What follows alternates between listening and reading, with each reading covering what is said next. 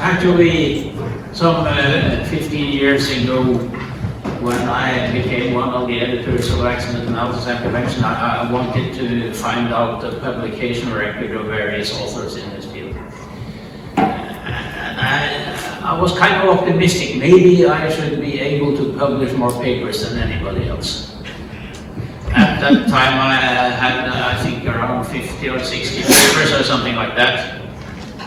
And the first thing I found out was a guy called Alan Williams in Insurance Institute for Highway Safety, 253 papers. And I thought, I'll never catch up with him. And so I concluded with this same saying as a famous Norwegian speed skater many years ago: a silver medal is worthless. So, but nonetheless, which is more important, road design or behavioral adaptation to it? Well, in the meeting we had in Paris 2 years ago, I presented this figure. And it shows a very clear pattern in the sense that all of these studies show that when the radius of a horizontal curve gets smaller, the accident rate goes up. And there is a full agreement within the studies about that. But if you look at the area around 200 here, you see that there are large differences. Some are up here, you know, a cluster down here, and the slope of them differs. This one goes almost straight up, this one is flatter. So there is actually, in the details, if you look at it, there's a lot of variation there. And based on these curves, it would be very difficult to put a single number on it and say, well, if the curve has a radius of 200 meters or smaller than that, the accident rate will be one number, because many different numbers could be drawn out of these things. And of course, it's more complex than that. It is not just the radius of a curve that matters, but whether there are other curves near to it. And so last year I published this short paper, The More Sharp Curves, the Lower the Risk. And in it I tried to summarize the few studies that have been made about how the risk in a specific curve depends on the presence of other curves near to it. And I developed some functional relationships based on 5 studies.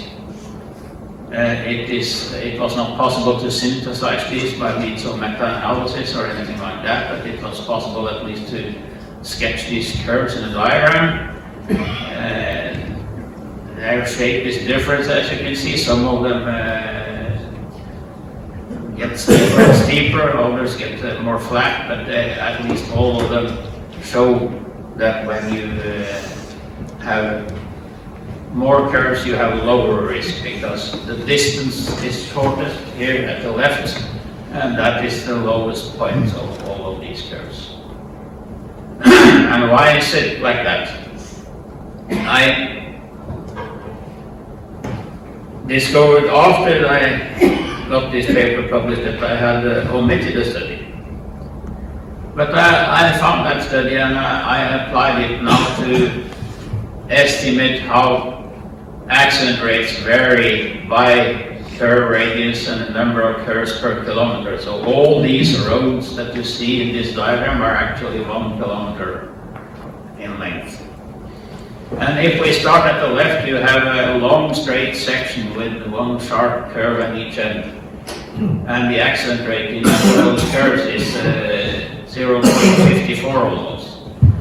Whereas if you double the number of curves and have 4 of them, the accident rate is almost half of what it was. And you see this pattern repeating itself for a radius of 100 meters and for a radius of 150.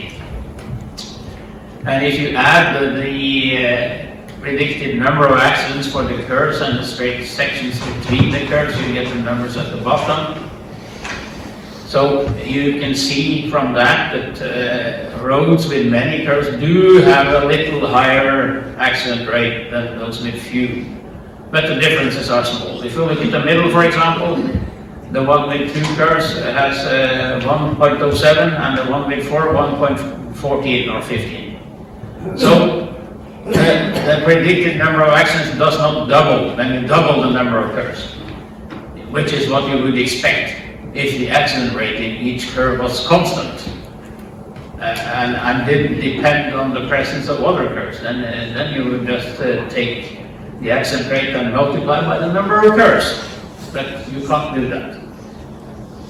And the reason for it is behavioral adaptation to the curves. And I developed some speed estimates for these roads by applying a speed model developed by João Cardoso from Elvik in Portugal.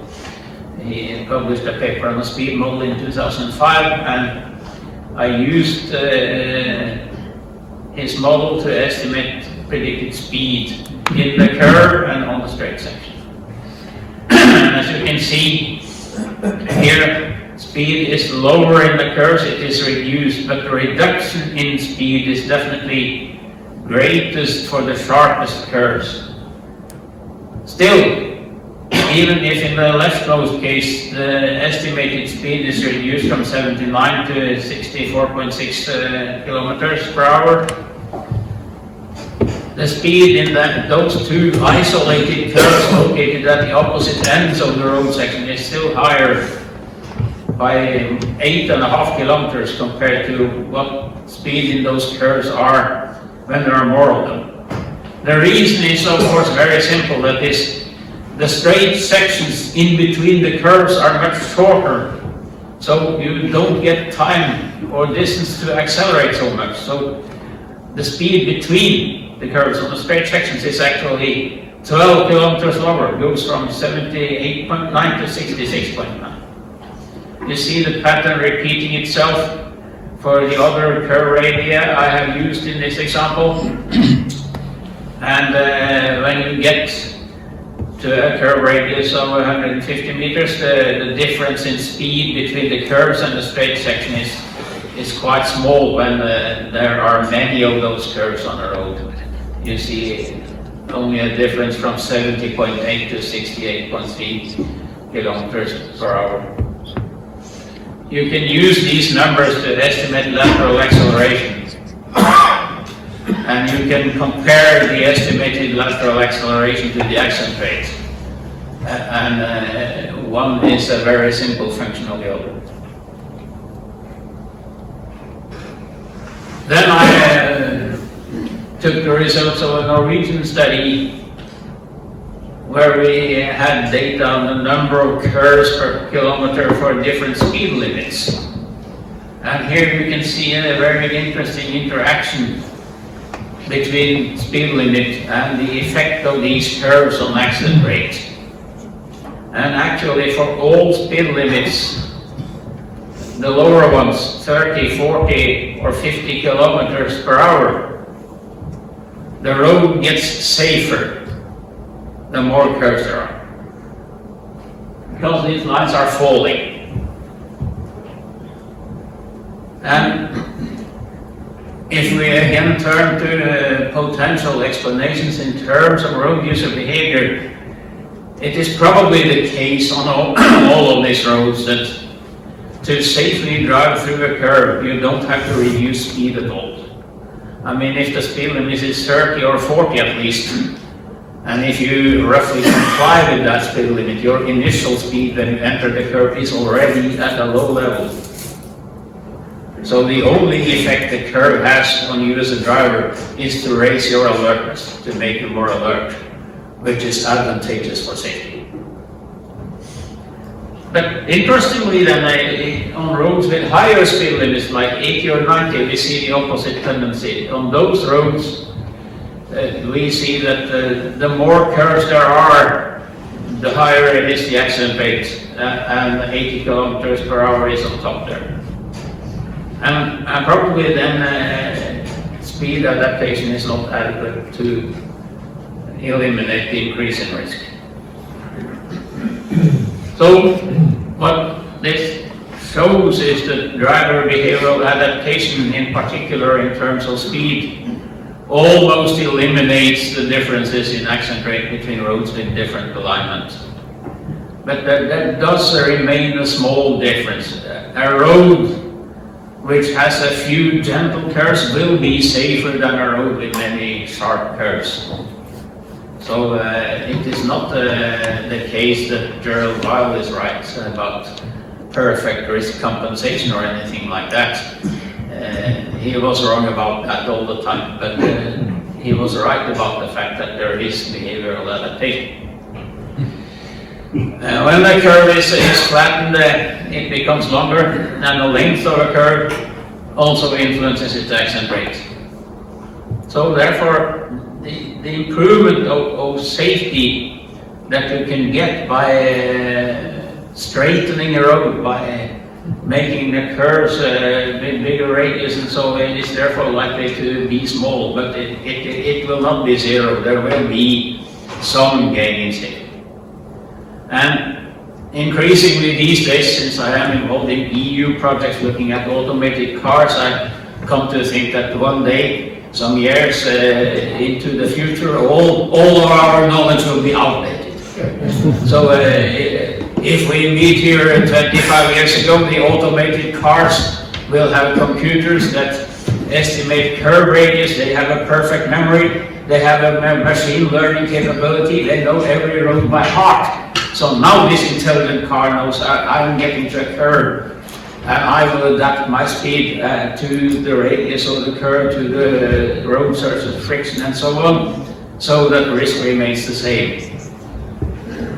A fully automated car may have the capability of perfect risk compensation that humans don't. So that was it. Thank you.